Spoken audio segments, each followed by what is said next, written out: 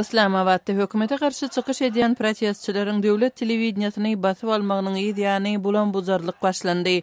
Hopsuzlyk güýçleriň gelmeginden soň protestçiler binadan zorluksyz çykaryldy. Şol bir wagtyň özünde de demonstrantlar hopsuzlyk güýçleri bilen premier ministr Nawaz Şerifiň rezidensiýasynyň ýaşynda çaknyşdylar.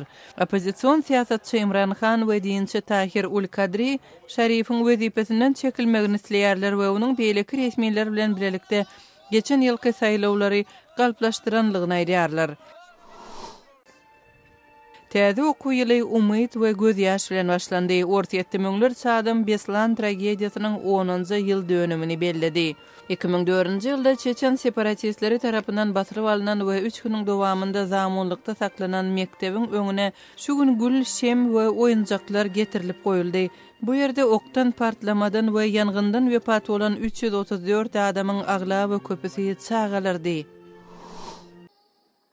Täjikistanda çağalar bilim gününi bellemek bilen okuw ýylyny başladylar. Doşenbede ýyla sanynyň çürtkesi köpelmegi, hökümeti täze mektepleriň gurulşygyna we köneleriň bejerilmegine has bir mukdarda pul ýatyrmaga mejbur etdi.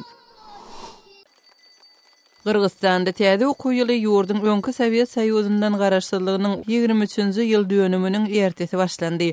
Hökümet resmiýetleri Bişkekde studentleriň öňünde çykyş edip ýurdun garaşsyzlygynyň ähmiýetini aýraty nyktadylar. Siz günüň täzelikleri bilen tanış boldunuz.